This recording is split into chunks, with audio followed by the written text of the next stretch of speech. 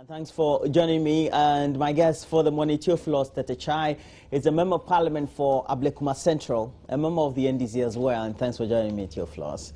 And also Joe Wise, Joe Osewusu, a former boss of the DVLA, a legal practitioner as well, but also member of parliament for Bekwai, member of the MPP. Thanks for joining me, sir. Okay, prominently, we've had the Minister of Finance appearing before Parliament, and both of you are members of the House. So his address or his outlay on what's happening to the National Health Insurance Authority and how subscribers are not being paid, etc. I have to start with you. This one is a bipartisan issue. So, well, the issue really is the rule of law. The law that sets up the Health Insurance Authority and the law that exacts the levy. The Act. The Act has defined or set out how the monies are to be collected and paid to the authority. It's supposed to be done every month. So the question really that was asked in Parliament was, how has the law been followed? As it turned out, the minister gave out bulk figures, not actually setting out whether he has been doing that monthly or otherwise. But importantly, when put together, the figures he put out, one, they did not add up. Two, the Health Insurance Authority actually came out later to refute the statement made by the minister. Well, it's not categorical, but I guess not trying to be direct. The NHIS chief executive tried also to be a lot more diplomatic about it, but said it cannot be the truth, really. In the end, whether categorical or diplomatic, that is what we came to, that actually he's disputing that those figures that the minister put out on the floor of the House are the figures that have reached his outfit. So in the end, who is telling the truth? But that is not even the more critical issue. The more critical issue is that whilst the dispute is going on, the scheme is collapsing. Why do you make those conclusions? Oh, if you read today's graphic, the GMA has come out clearly to say that, listen, there are no drugs in the pharmacies because the drugs that were purchased have been given out on the others of the health insurance that serve them, I'll pay you the money. Health insurance has not paid for 7 months and in some cases more. There's no replenishment to their financial stock and therefore they don't have money to buy.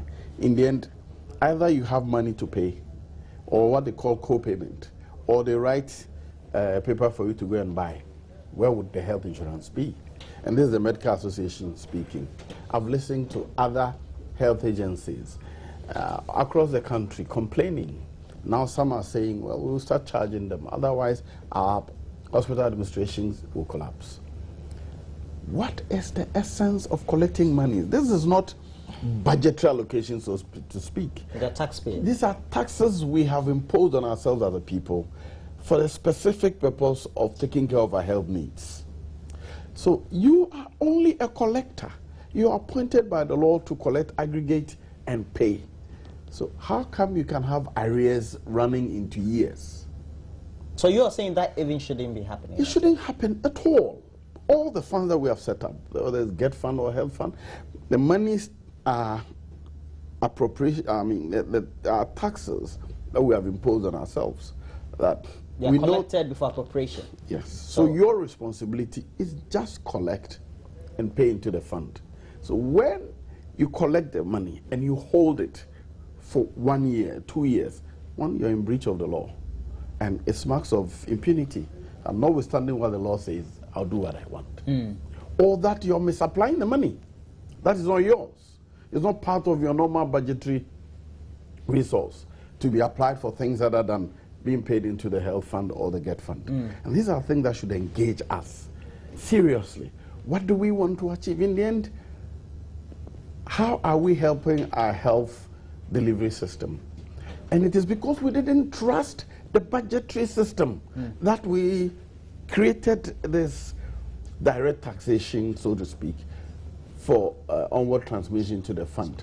So if we start using the money for purposes other than we have been, they are being set out to achieve, then we are abusing the fund.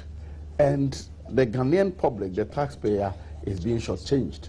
And I think it is time, as a country, we got very angry over that and insist that the finance minister pay all arrears. What is interesting, that you recall that last year, somebody went to court to ask the finance minister to pay all the arrears to the GET fund. Sure. The court gave the order because the law is explicit. Has it been paid? To the best of my knowledge, not all. Soon after the judgment, some payments were done, but after that, none. Okay. Well, let me get your opening remarks on the subject for you. Yeah, these problems have been occurring for some time now. It is an... You're a member of the ruling party. Exactly, you don't mind? Exactly. No, not that I don't mind, no. But we are in a very challenged period where the monies that are supposed to be... our resources in terms of what we generate are very minimal. We are not able to meet our budget requirements. Now you're sounding like the finance minister. I'm sounding like the finance minister.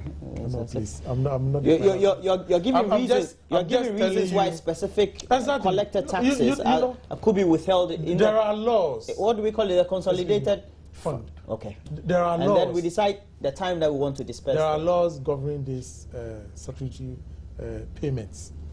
The GET fund, the health insurance fund, and then which other one? The common fund. The common fund. Okay. And according to your colleague, we flouted all those regulations. Yes, from time immemorial. Ministers, do not think it is time immemorial, please. It's time immemorial. Since 1993. Yes, since we started this, how do you call it? The Fourth Republic. This statutory payment. It's been flouted from day one up to today. There has never been a day that health insurance have had their payments fully done.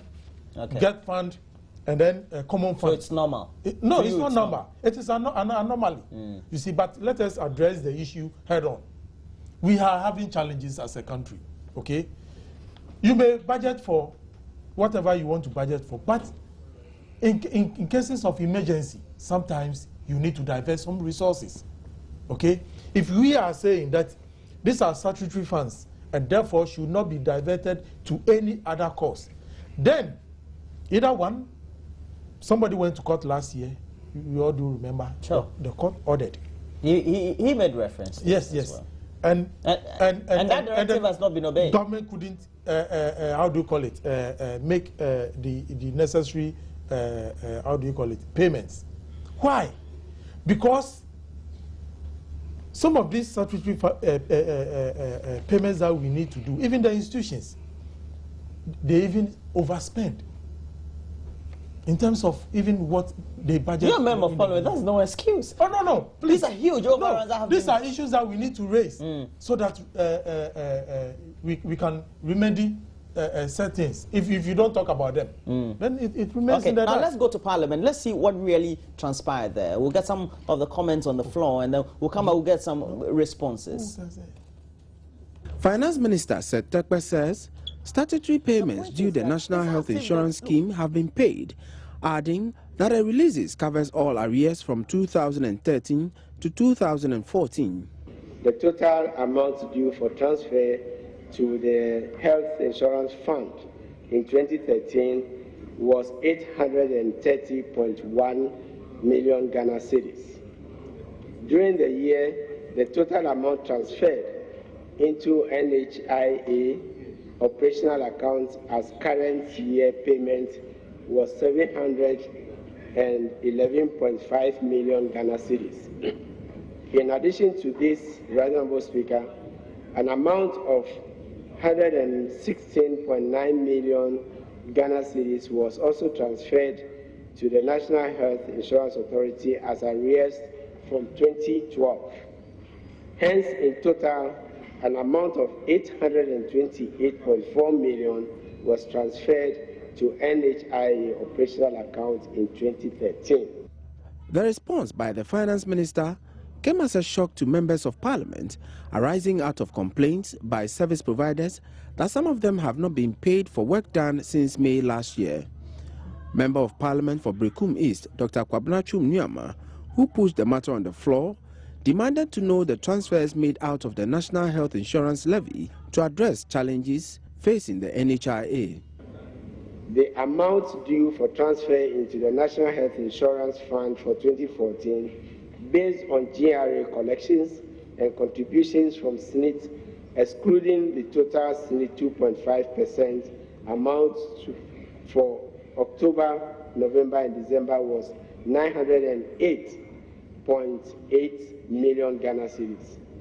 A total amount of 1.06 billion Ghana cedis, including arrears of 119.2 million Ghana cedis for 2013, was paid into the NHIS operational account.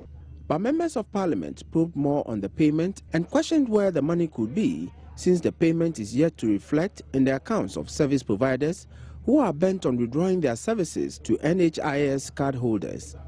The Honourable Minister just said that they needed 900 and something million, and that he's collected 1.1 billion.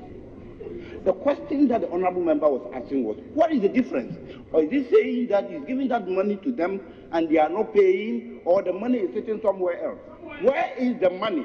Is it with you, or is it with the NHIS, National Health Insurance? That's the question, the simple question. If we were paid what they require, why is it that they are not paying the service providers? Honourable Minister, the Health Insurance Authority is also cracking down on malfeasance in some of those, claims. Indeed, there was a recent publication that showed that most of the claims, are fraudulent, and therefore, as an authority, it is also taking steps to make sure that when they make the payments, they are genuine claims. If by way of claims, we are claiming less than the expected accruals, why are they not being paid? We are always being told that the Minister of Finance has not made a transfer. So, Mr. Speaker, we are asking the Minister, why is he not transferring the monies to the National Health Insurance Scheme so that providers can be paid, so that the good citizens of this country can access health care through the National Health Insurance? Meanwhile, the Ministry of Lands and Natural Resources has reviewed its tree planting target for the savannah and... Well, we have arrears for 2014 of an average of 5 months, and then we have January and February has ended. Okay. So one can say that generally we have an average of about 6 months. But let me also add that, as you rightly said, payment is usually made 3 months in arrears. So you can discount that and say that, yes, we have an arrears of about 3 months to clear. We haven't received any funds for the year 2015. We have received funds that have, for clearing arrears for 2014, which we haven't finished clearing. And the truth about the matter is that we don't have money. There's no money in our account now. We're expecting funds to clear this. I've indicated that the budgetary allocation has been inadequate to meet maturing obligations for the past 4 years. And this is a structural problem that is being addressed. And at the moment, we just want to assure all our subscribers across the country and all our providers that we sympathize with the challenge they are going through. The issue is that the funds allocation is inadequate to meet our payment obligations, and we are still working on additional funding and also making proposals on additional sources of funding that would supplement the current funding arrangement. So the voice there of the CEO of the National Health Insurance Authority, Sylvester Mensah. You can hear from his voice that he's gone through hell. Yeah, he says there's inadequate funding. We have to look for alternative sources. Now, we have the funding for it from the levies, but it just doesn't come right. Yes, that's the whole idea. It is because all of us as a country have never trusted the Ministry of Finance's source as a reliable source of funding health service delivery. That was why the health insurance was advocated strongly and was instituted. Because when it comes to relying on the consolidated fund, so many things will come into play, and in the end, health delivery may be shouldered out. So when we opted for this one, we wanted a set of money that was not competing with any other service, health fund, debt fund, because we consider these are so critical. So when we now go back, put that same money into the consolidated fund and let it compete with other service delivery as if it were a general revenue, then we are defeating the purpose of setting up the health insurance fund and the law. You know, and I don't even buy this argument that we don't have money. If you do the calculation between 2009 to 2014, the total revenue this government has garnered, it's about 4 times the entire revenue that the government garnered between 2001 and 2008. So we have ratings. Well, we do understand that, but always demand will be increasing because of exigencies of the times. So we have to spend on a lot more things. No, rather we're not getting value for money as a country. In terms of what we spend on. That's it, and that's why we have so much money is coming in and still is doing so little compared to what came in between 2001, 2008, and what we achieved with that. Perhaps inflation has caught up with that. In terms of performance, I totally disagree with you. Well, in terms of performance, that was not. I think that was just an aside. We'll discuss that aspect. I wanted to conclude on this that it has always been an area. So let's look at the law between 2003 and 2010, when the old law was in operation. The law required that the payment be done, transferred quarterly, 3 months. Quarterly. So at the end of by the beginning of the next month or its closing, you should have paid for the last quarter. Then in 2011, we changed the law. And we said we should do it monthly. Now this law it did not generate from me.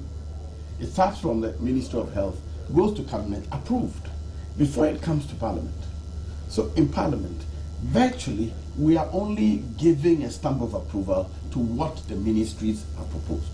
Now, when you yourself have proposed that you will transfer the money every month, and then you go around and hold it for 1 year, even if you go by the NHIS boss, 5 months, are you not flouting the law?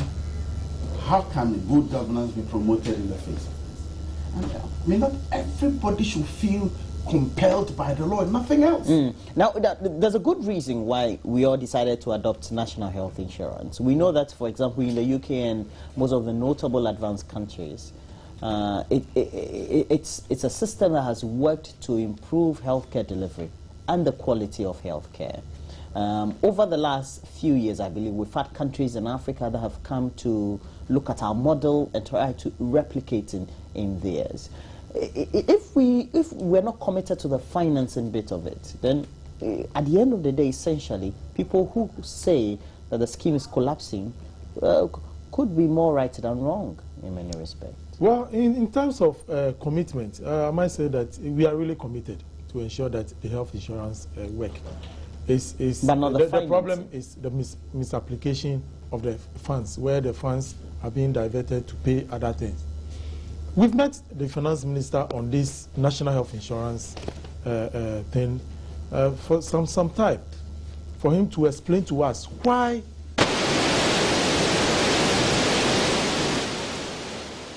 And he cataloged a whole lot of challenges. Now look, we are faced with arrears. We are faced with a high, how do you call it, emoluments to pay.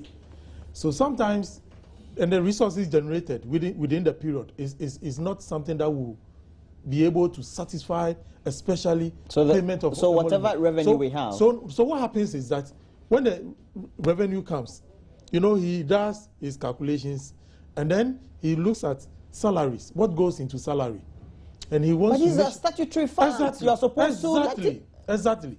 And they are paid by the taxpayer. They don't think about the salary. Moment those statutory payments, everything goes.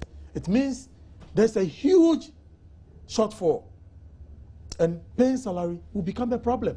So the question is, should we stop salary payments and then push the resources into all these funds? You see? So the whole thing, in fact, the finance minister is really going through hell. But the finance minister is going through hell. To be honest with you, for me, he has a lot of challenges. And also the financial situation of the country is improved.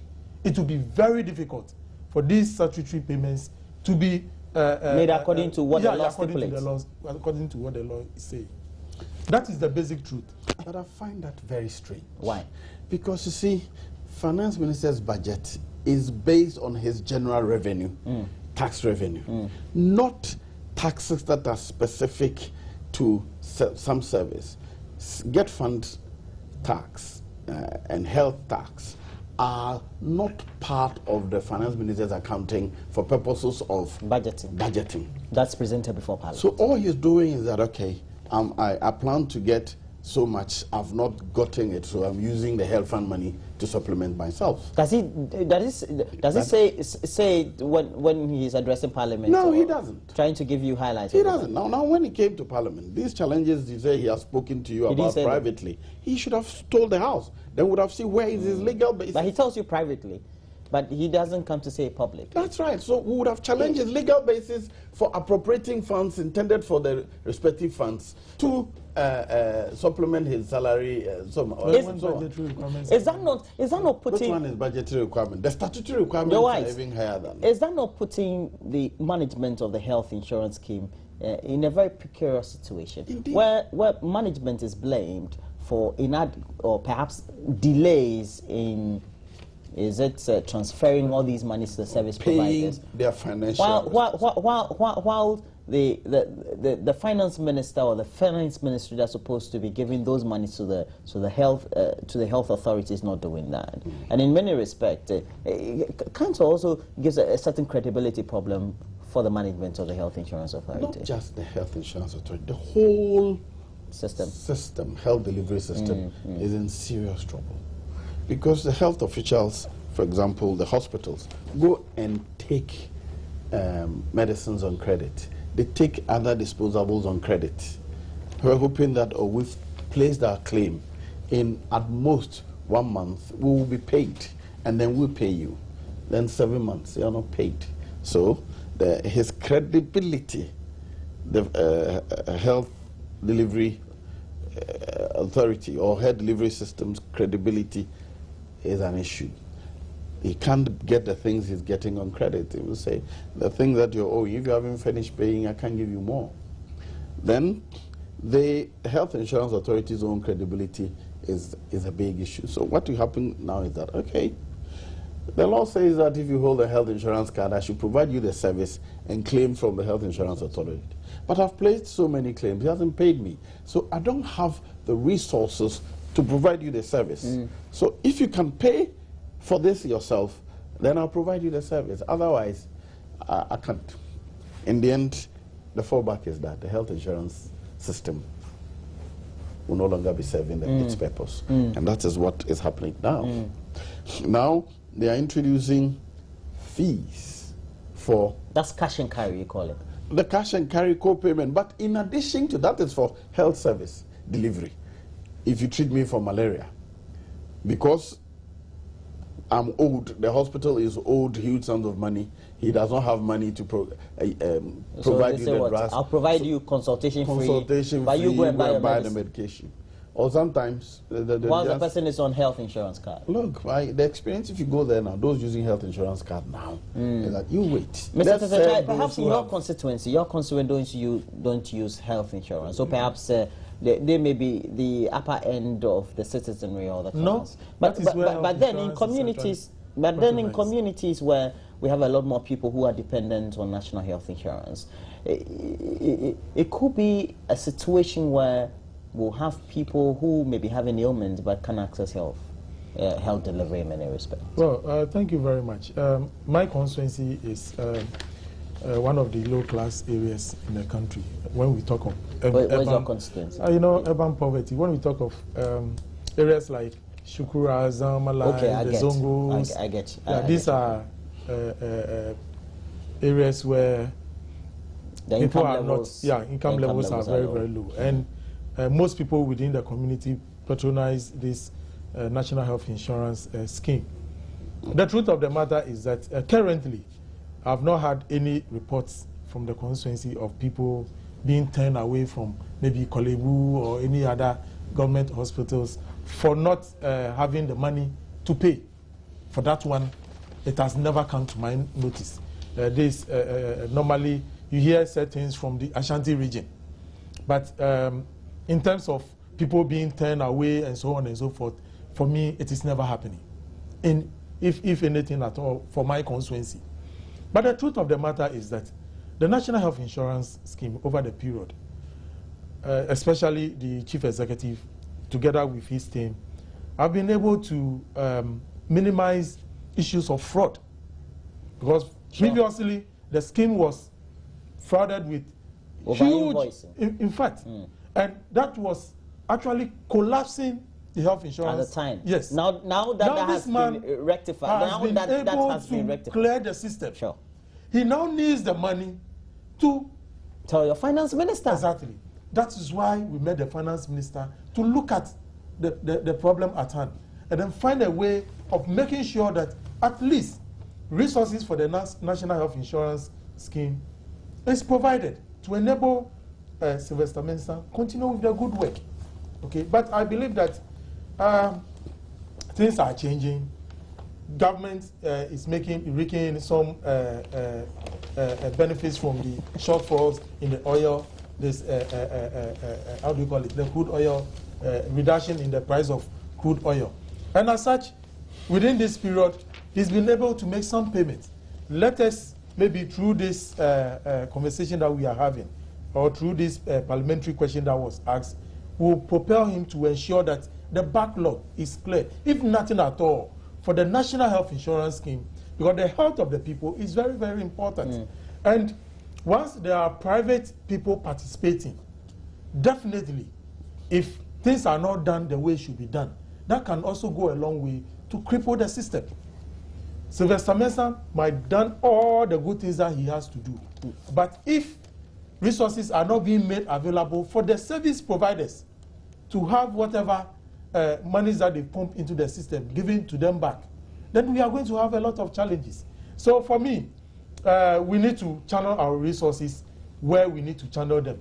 Let us make sure that at least we clear the backlog and then see the way forward so that the scheme will have its peace of mind and then the health of the people. Earlier on, we were talking about the arrears, the period of the arrears. 5 months, 6 months, 7 months. And the chief executive himself said there are some isolated cases of even people being owed because perhaps they didn't come with the right documentation. Now they have them, but even excess to 8 months, 9 months, but averagely 5 to 6 months. Now, for example, in total, we're told according to the report from the Ghana Medical Association, 22 million is a sum owed some major public hospitals in Greater Accra and Ashanti. I mean, these are the two largest blocks that we have in population as far as the region is concerned. At what point do we have to perhaps empathize with the various institutions and think, how will they operate? For me, it's right from the beginning. Because you see, they are there for you and me. There was a time when my mother was in hospital. I spent quite a lot of time with the doctors. And the head of the Convernochi unit one day just said, "Oh, you are the MP, come with me." He just took me around and said that my mother had nearly died the night before. What happened to your mother? All I needed was a small pill, not costing 50 cents. But I didn't have it. But I said, why? He said, well, our claims are not paid. That cent, 50-cent bill can save a life, but he didn't have it. And he said, look, you MPs, you don't come visit here. One day, you just be rushed in an accident. You may have your private service provider, but in an emergency, they'll take you to the nearest government hospital. And therefore, it should be the concern of everybody. Everybody. I mean, in the end, the late Professor Mills, he had to be rushed to 37. Even though... Not perhaps a hospital in South Africa. No. But he's even supposed to have his own medical detail with him at the castle. But he had to be rushed to 37. That is how we should all view the public service providers.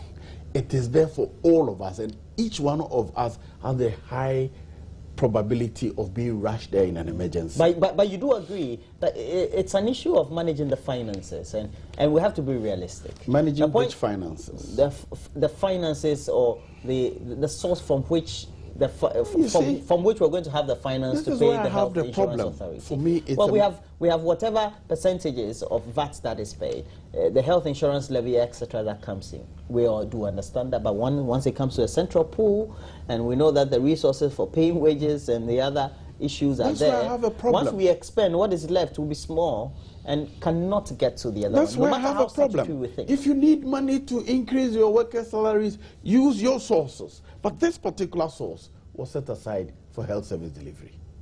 And so you should not, and it all comes down to good governance, obeying the laws of the land. We make laws to be obeyed. When the laws are flagrantly flouted by the government itself, the promoter of the law itself, the person who's supposed to ensure that the law is implemented himself refuses to obey the law, which says that every month transfer what you collect, then good governance is turned upside down. And for me, as far as I'm concerned, there should be no explanations as to we didn't have money. The law says that every month you should transfer. If you cannot obey the law, it is open to you to come to Parliament and say, I want this law amended for this and that reason. Until that is done, you are bound to obey the laws of the land. But unfortunately, the impunity at the Ministry of Finance is that to hell with whatever law you pass. And it's not just that. Even the budget we pass, the budget itself is a law. After we have reviewed all that he has brought, then we pass the Appropriations Act, giving him the power to spend in accordance with the budget. After we have passed the law, he put that aside and spends anyhow. If indeed we were spending in accordance with the budget, we will not be where we are today. We will not be spending almost 20% of our budget using so much. So you're saying there's huge over expenditure, and as a result of that? Yes, because good governance, we are not respecting the laws of the land. The finance minister allows over expenditure without coming back to Parliament. He sanctions borrowing at high cost without financial as a result of paying high interest rates on them? Yes. The amount of interest rates we are paying is one of the major challenges facing the How much are we paying annually? But I'm really surprised. How much are we paying annually? I don't have the figures, but it's in the range of, you see, I think 200 and something. Let me just help you. Thank you.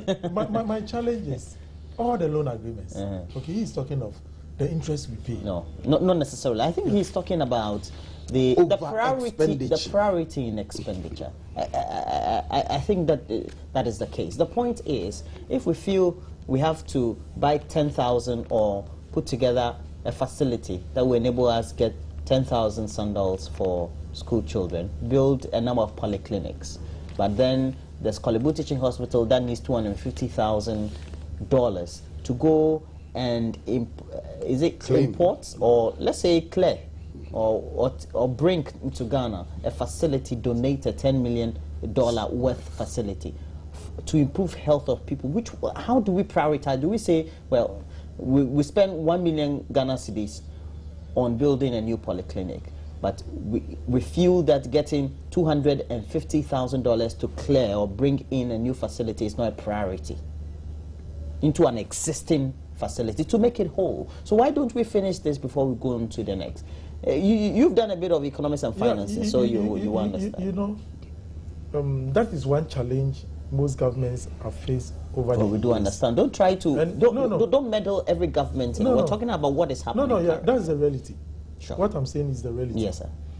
And we need to depart from it. Okay. You know how much you budget for the year. You know how much will go into road networks, how much will go into health, how much will go into agric, and so on and so forth. Now, if we go above these budget proposals that we've done, definitely there's going to be imbalances in the system. And these are the areas that the finance ministry and then the executives need to look at. Because for me, if you know at your the end of the statement year, is self-indicting, is that not? No, You are saying I don't have any problem with that. There's some level of non-prioritization we overspend. And that is the main challenge. So it means we're not managing our finances right? Definitely. We in terms of our finances, we are not managing it Mr. right. Tetecha, is that not an indictment on government? Well, it is an indictment on government as well. Because government needs to plan. And then plan appropriately to ensure that at the end of the day, we'll be able to spend within our limits. Okay, but each time we spend above our limits. And that is what is creating the problem. But the question is government ready to listen, especially when there are external pressures? What pressure? Sometimes, you know, when there is a disaster. Like what? This is something that you've never planned for. The medical stores that got burnt. Exactly. Pure negligence. Well, but this was not something that was envisaged. Sure, not envisaged. Okay, exactly. But that's what we put in the checks to prevent. Yeah, what it's we okay. will not envisage. It's Is that not it? And once it has occurred, it is up to government to come in. Okay? Where are the resources going to come from? These are things that has not been budgeted for. And even that we're getting shortages in the medical stores. Exactly. Do you know that? Exactly. So, are you aware of that? Government needs to pluck some monies that has to go somewhere. We're told 200 and something million. Exactly. Government has to find that money and then restock our medical stores. Otherwise, the repercussion will be very harmful on us. So sometimes disasters do bring a lot of challenges. And for those ones, we can't fault government. But where there are no external shocks, like unexpected, and then government goes above its limits, then we need to hold government accountable. In appropriation, I know that even normal budgeting that we do for our various departments, if you're head of a department in a company, you put in miscellaneous or whatever it is. Exactly. How do you call it? Contingency. That's a proper phrase to use in budgeting. Yes. Contingency. Every budget has a contingency. What happened to it? Even if the contingency sometimes is not even enough. Well, we're overspending. If there's a major disaster, which like let's say $200 million, but our contingency is more than that.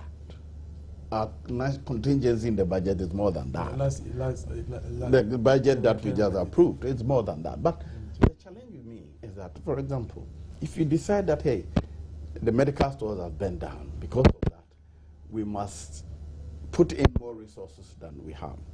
What it means is that you have to look at all the other things and determine which one you have to cut down for. If we're not reckless as, or the monetary policy at the Bank of Ghana were not, managers of the monetary policy were not permitting us to borrow, where would we have funded the thing from? And that's why IMF says now they're taking over, virtually taking over the Bank of Ghana's role. Now, because it is the Bank of Ghana, the law says that they should not permit government to borrow beyond a certain level. Consistently since 2011 or so, they have permitted us to borrow way above that and virtually pushing us back into epic. One, because, as I said, lawlessness, impunity. When the law is clear as to what you can do and what you cannot do, you look in the face of the law and overlook it in the name of whatever. I mean, for example, typically 2012, the expenditure, they were all borrowing. It's all money that was sitting there. Almost 8 billion borrowing, I think so. We knew we didn't have the money, but you go and borrow and give it to RLG to provide 250,000 pieces of computers with the president's face on it. And the man supplies only 28,000. This is what the Auditor General says, 28,000. And nobody follows to make sure the rest are returned. And there's no money you have excess. You borrow to do that. You borrow to do that. You borrow to give to, as on Taba also, to go and plant trees just during that 6-month period. And the money is wasted. You say it was dry season, all the trees are. I mean, so it's all about the expenditure, the priority of the expenditure. What was the priority within that 6-month period? That we should borrow such hugely to misuse. Mr. Tetecha, if the situation continues like this, it means that the scheme could face some collapse. Is that it? Well, for collapse, no. Okay. for collapse. Okay. Then let me. So, what would be the difficulties of service providers because they can't provide the service? You see, currently. Because we just can't generate enough to. Currently, despite the challenges, things are improving now. Sure. Because we had times where you mean at the micro or macro level? No, I mean in terms of the National Health Insurance Scheme, where service providers were being owed 10 months and so on. Now, the manager says it's now reduced to 5. You used to be a member of the... No, I'm not on the health committee. Everything he'll run away today. Run away. It's a disaster. Yeah. So, currently, there is some form of improvement. But what we are saying is that the health issue is a very, very critical issue. And we shouldn't allow non-payment of service providers inhibit people's access to health care delivery. So as much as possible, at least even if the arrears is even a month, I think the service providers will also understand because you need to do some form of paperwork. And it takes time. So at least a month or two will be okay. In other, they call it a month in hand. Or even a quarter. Well, even if it were a quarter and it was a short, people could plan with it. But you see, I agree with you that we should not let it collapse. But you see, it is not sufficient to just bemoan the challenges and plead. This is where we should stand together as one country and say, Maza, this is what the law says. We are holding hand. Do what the law says we should do. Then we assure our people, those we stand for, that on these matters, there are no compromises. I have always argued that one major weakness we have in our politics is lack of cooperation, so to speak, in certain matters. There are things that we don't disagree on. There are the things we should show clearly that we are standing together. It should not be, okay, I agree with you, but you see, I can't talk. That way, it doesn't give sense. So that's what we're doing. We're keeping everything to our chest, not talking. We don't want to embarrass anybody. That's the point. I sympathize with Tete Chai. No, but that's especially. It's a pity that he's the only one sitting here. If we're all in the house or at a group and say, Maza, this thing. But for you politically, it news positively to you. At least you can trumpet the losses and the negatives. And what does that do to my constituents? Trumpeting the negatives and my people not getting... So you're saying but in trumpeting your negatives... You're saying that's not patriotic? No, that's not what matters to the people who voted for me. How do we get this rectified? No, for me, trumpeting the negative is very, very equally important. No, how do we get this rectified? Because the only way it can be rectified is for the minister to provide the cash. But the ministers are providing But what we are saying is that at least... Because the minister yesterday just made the management of the National Health Insurance Authority look bad until they came on air.